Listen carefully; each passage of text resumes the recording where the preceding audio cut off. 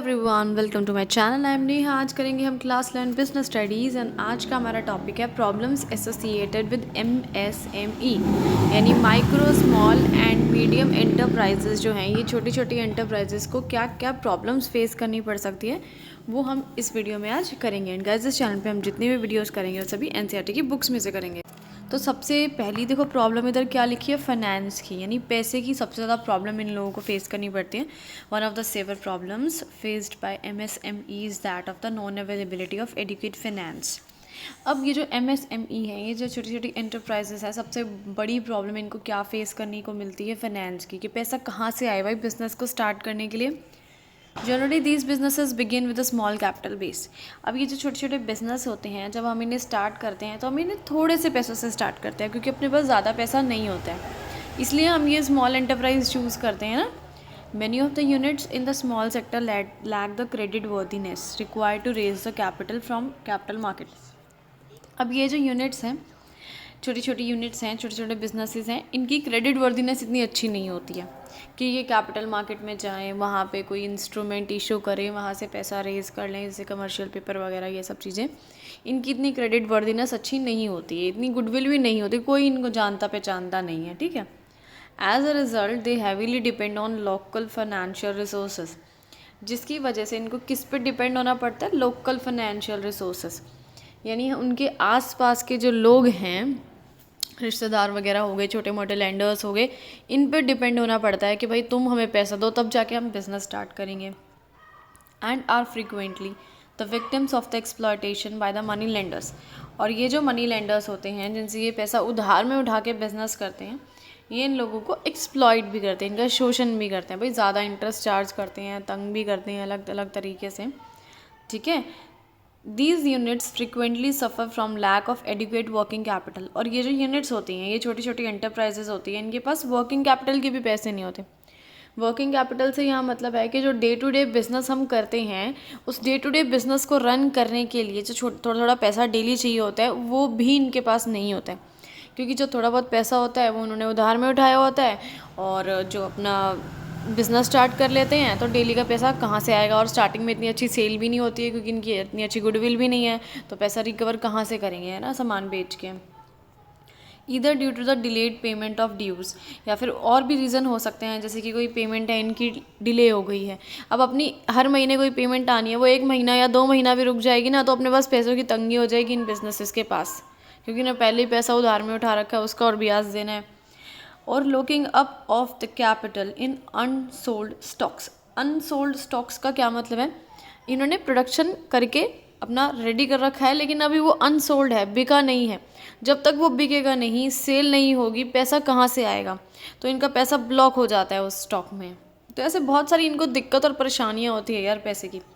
Banks also do not land money without adequate collateral security. अब ये पैसा bank से भी नहीं ले सकते हैं, क्यों, क्योंकि बैंक इनको पैसा इसलिए नहीं देगा क्योंकि इनके पास क्या नहीं है, कोलेटरल सिक्योरिटी नहीं है, गारंटी नहीं है, यानी कुछ भी गिरवी रखने के लिए नहीं है, प्रॉपर्टी के कागज़ वगैरह, सोना चांदी वगैरह, कुछ भी ऐसा नहीं है जिसे ये गिरवी रख दें और बैंक को बोले कि भाई लो इसके बदले तुम हमें लोन दे दो, क्योंकि बैंक तो किसी चीज़ की गारंटी मांगता है ना। तो भाई देखो, ये इस पोजीशन में है ही नहीं कि कहीं से पैसा अरेंज कर ले, बेचारे जैसे तैसे करके बिजनेस रन करते हैं। सेकेंड पॉइंट इनको है, जो प्रॉब्लम होती है रॉ मटेरियल की। Another major problem of MSME is the procurement of raw material. अब भाई रॉ मटेरियल कहाँ से लाया जाए, ये सबसे बड़ी दिक्कत है इनकी। If the required materials are not available, they have to compromise on the quality. Suppose जो रॉ मटेरियल इनके को चाहिए वो अवेलेबल नहीं है आसपास, उस शहर में जहाँ बिज़नेस कर रहे हैं वहाँ आसपास कहीं मिल नहीं रहा है ऐसा रॉ मटेरियल, तो क्या करना पड़ेगा, कॉम्प्रोमाइज़ करना पड़ेगा क्वालिटी के साथ। क्या करें भाई, दूर से ला नहीं सकते हैं, ट्रांसपोर्टेशन कॉस्ट वगैरह इतनी होती है, दूर देश से मंगवा नहीं सकते हैं, इतनी नॉलेज नहीं, इतना ज्ञान नहीं, और इतने पैसे भी नहीं, तो जैसा मिल रहा है, जो मिल रहा है, छोटा मोटा, हरा भरा, काला पीला, भाई उसी से काम चलाना पड़ रहा है जो आसपास मिल रहा है। और have to pay a high price to get good quality. और कहीं पे मिल भी रहा है चलो गुड क्वालिटी का अच्छा मटेरियल, तो अपने को हाई प्राइस देने पड़ेंगे, ठीक है, क्योंकि अपन दूर जाके ला नहीं सकते हैं। तो क्या करें भाई, जो मिल रहा है, जैसा मिल रहा है उसी से गुजारा कर लो, बस ऐसी सिचुएशन होती है इनकी। Their bargaining power is relatively low due to the small quantity of purchases made by them. इनकी जो बार्गेनिंग पावर है वो भी काफ़ी कम होती है। बार्गेनिंग पावर का मतलब है जब मोल भाव कर लेते हैं ना, जैसे कि 1000 की चीज़ है तो भाई 800 में जैसे तैसे करके करा लो, है ना, लड़ भिड़ के। तो वो भी नहीं करा सकते ये। क्यों नहीं करा सकते? क्योंकि ये जो गुड्स परचेज करते हैं वो बहुत थोड़ी क्वांटिटी में करते हैं। अब जैसे कि हम आलू ले रहे हैं, 50 रुपये के मिल रहे हैं 1 किलो, तो हमें वो 50 के ही देगा दुकान वाला। लेकिन मैं अगर उसे ऐसे बोलूँगी भाई 10 किलो ले लूँगी यार, तो 45 के लगा ले, तो हाँ वो मेरे को 45 के कर देगा, क्योंकि मैं ज़्यादा क्वांटिटी में खरीद रही हूँ। तो यही प्रॉब्लम इनके साथ होती है, ये थोड़ी थोड़ी क्वांटिटी में मटेरियल खरीदते हैं, इसलिए इनको महंगा पड़ता है, ज़्यादा क्वांटिटी में ये नहीं खरीदते हैं। चलो आगे देखते हैं। Also they can not afford to take the risk of buying in bulk. एक बात और लिखी हुई है, ये लोग अफोर्ड ही नहीं कर सकते कि ये जो है बल्क में ख़रीद लें, क्योंकि रिस्क ही है। अगर बल्क में बहुत ज़्यादा सामान खरीद लिया, सारे पैसे उसमें लग जाएंगे भाई, आगे क्या करेंगे जाके, पैसों की ज़रूरत पड़ेगी तो। और साथ में चल खरीद भी लिया जैसे तैसे करके, पैसा कहीं से उधार में उठा के भी खरीद लिया, तो स्टोर क्या करेंगे उस रॉ मटेरियल को? ये भी तो दिक्कत है स्टोर करने की, इनके पास इतनी जगह ही नहीं होती है। Because of general scarcity of metals, chemicals and extractive raw materials in the economy, the small scale sector suffers the most. अब भाई हमारी इकॉनमी में जो है स्कार्सिटी मतलब होता है कमी होना, मेटल्स की, केमिकल्स की, रॉ मटेरियल की भाई बहुत ज़्यादा कमी है। इसकी वजह से जो ये स्मॉल सेक्टर यूनिट्स हैं इनको बहुत परेशानी होती है, क्योंकि भाई इनको बहुत ज़्यादा सामान फिर महंगा मिलता है। अब राशन भी अगर हम ज़्यादा क्वांटिटी में लेते हैं तो अपने को सस्ता पड़ता है, ऐसे ही इनके साथ भी यही प्रॉब्लम है, ये थोड़ी थोड़ी क्वांटिटी में लेते हैं जिसकी वजह से इनको महंगा पड़ता है।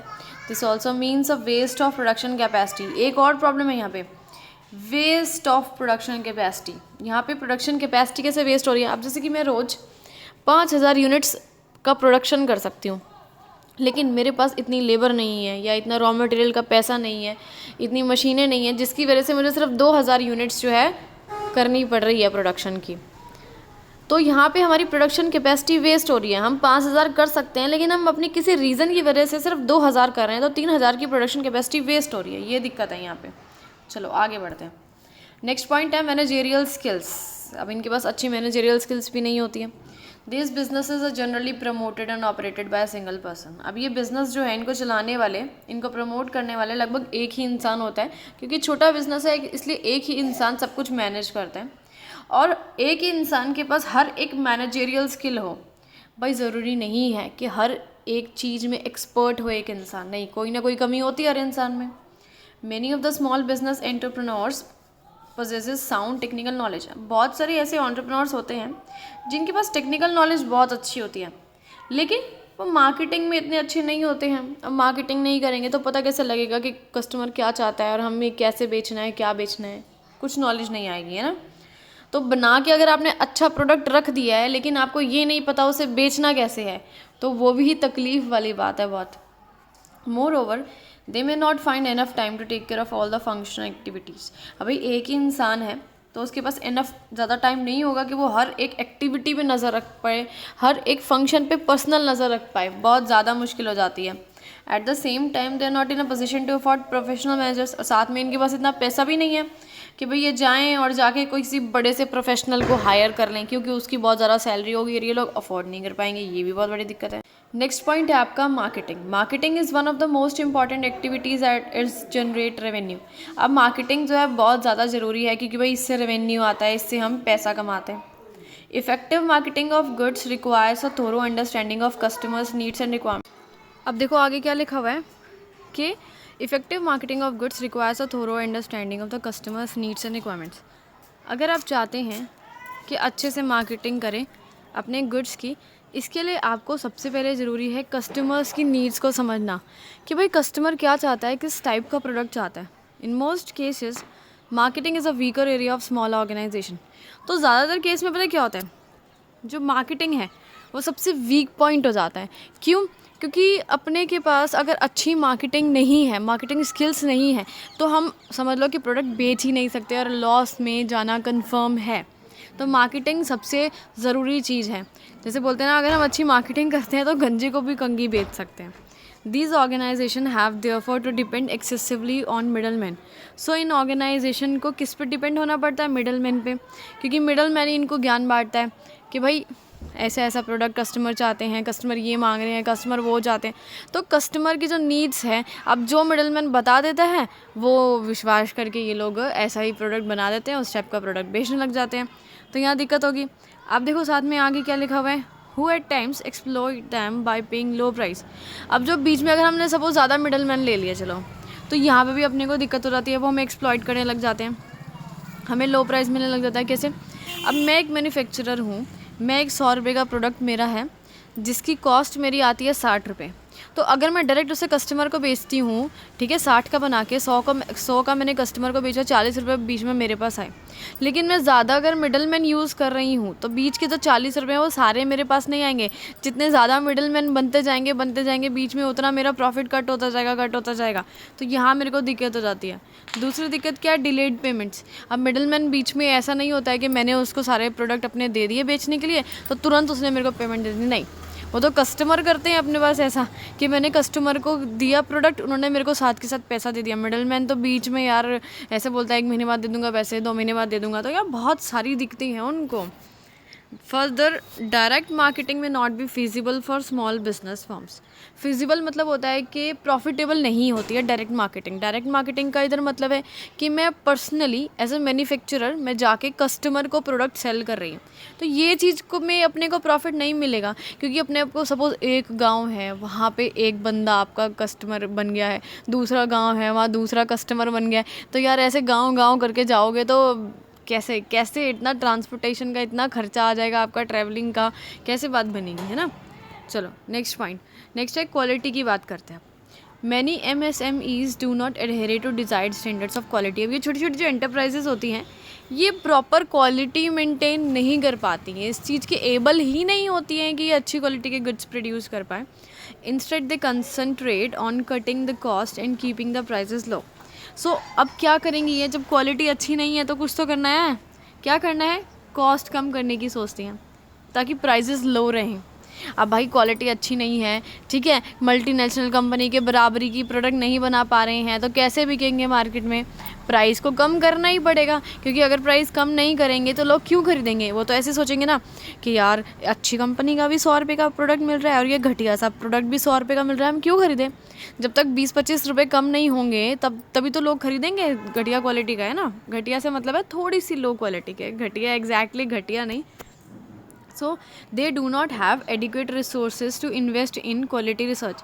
साथ में उनके पास इतने रिसोर्सेज भी नहीं होते कि वो रिसर्च एंड डेवलपमेंट पे पैसा लगा पाएँ, ठीक है, उस पर भी क्योंकि खूब पैसा लगता है, और जो है स्टैंडर्ड्स मेंटेन कर पाए, क्योंकि स्टैंडर्ड मेंटेन करने के लिए अच्छी क्वालिटी का रॉ मटेरियल लगाना पड़ता है, और ज़्यादा अच्छी क्वालिटी का रॉ मटेरियल लगाएंगे तो ज़्यादा पैसे खर्च होंगे, ज़्यादा कॉस्ट बढ़ जाएगी।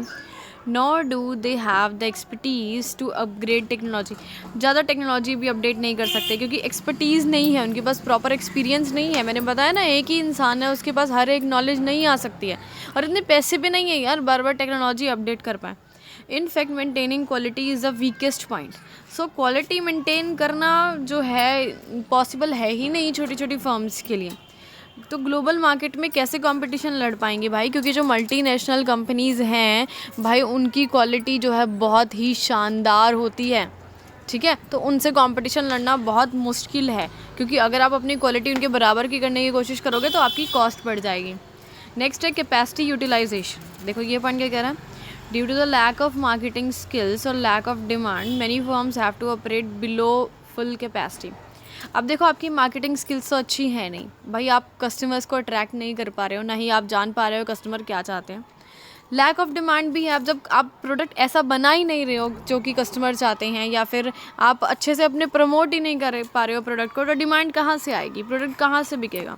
सो आपको क्या करना पड़ेगा, बिलो फुल कैपेसिटी काम करना पड़ेगा। बिलो फुल कैपेसिटी का मतलब क्या है, जैसे कि आप अगर एक दिन में 5000 यूनिट्स का प्रोडक्शन कर रहे हो, मतलब कर सकते हो, तो आप वो करोगे नहीं, लेकिन 5000 यूनिट्स का प्रोडक्शन आप करोगे सिर्फ 2000 2500, सिर्फ इतना प्रोडक्शन करोगे। क्यों? क्योंकि डिमांड ही नहीं है, आप प्रमोट ही नहीं कर पा रहे अपने प्रोडक्ट को, आप मार्केटिंग ही नहीं कर पा रहे हो, आपकी सेल्स ही नहीं है, तो ज़्यादा प्रोडक्शन करके करना क्या है यार, प्रोडक्ट वेस्ट जाएगा अपना। Due to which their operating cost tend to increase, जिसकी वजह से उनकी ऑपरेटिंग कॉस्ट काफ़ी ज़्यादा बढ़ जाती है। अभी ऑपरेटिंग कॉस्ट तो बढ़ेगी, अब आप जितनी मर्जी कम सेल कर लो, लेकिन जो फिक्स्ड रेंट देना है, इलेक्ट्रिसिटी देनी है, लेबर के चार्जेस देने हैं, वो तो फिक्स्ड रहेंगे ही रहेंगे, ठीक है। तो आपके ऊपर ये है अब कि मार्केटिंग अच्छी करो, डिमांड बढ़ाओ, सेल्स करो, ताकि जो ऑपरेटिंग कॉस्ट है, फिक्स्ड कॉस्ट है, वो तो उतनी रहे, लेकिन आपकी सेल्स बढ़ जाए और प्रॉफिट ज़्यादा आने लग जाए। तो धीरे धीरे क्या होने लगता है, सिकनेस आने लग जाती है और आपका बिजनेस बंद हो जाता है। क्यों? क्योंकि यार आपकी डिमांड इतनी तेज़ी से नहीं बढ़ रही है, सेल्स इतनी तेज़ी से नहीं बढ़ रही है जितनी की तेज़ी से आपकी ये फिक्स्ड कॉस्ट बढ़ रही है ना। चलो आगे बढ़ते हैं। Global competition, apart from the problems stated above, MSME are not without fears.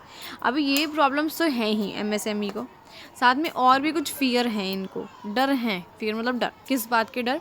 Globalisation के डर। ग्लोबलाइजेशन का मतलब क्या है कि अब हर एक ऑर्गेनाइजेशन या कंपनी अपने देश में भी सामान बेच सकती है और बाहर जाके भी सामान बेच सकती है, या फिर बाहर की कोई कंपनी आके हमारे देश में भी सामान अपना बेच सकती है। तो ये है ग्लोबलाइजेशन। अब पूरे ग्लोब के साथ कंपटीशन है, पूरे वर्ल्ड के साथ कंपटीशन है। These enterprises face competition is not only from medium of and large enterprise. सो ये जो एंटरप्राइजेज़ हैं छोटी छोटी, ये किस किस से कंपटीशन लड़ती हैं? मीडियम एंटरप्राइजेज से लड़ती हैं, ठीक है, ये स्मॉल इंडस्ट्रीज़ जो हैं। साथ में लार्ज इंडस्ट्रीज से भी कंपटीशन लड़ती हैं, और तो और मल्टीनेशनल कंपनीज से भी कंपटीशन लड़ती हैं, ठीक है, जिसकी वजह से इनको बहुत ज़्यादा खतरनाक वाला कंपटीशन लड़ना पड़ता है और ये पिछड़ जाती हैं उनसे, कॉस्ट क्योंकि इनकी ज़्यादा आती है, क्वालिटी मेंटेन नहीं कर पाती हैं इस रीज़न से, और ये सिक हो जाती हैं और लॉस में चल जाती हैं, देन बंद हो जाती है। शायद ये वीडियो ख़त्म।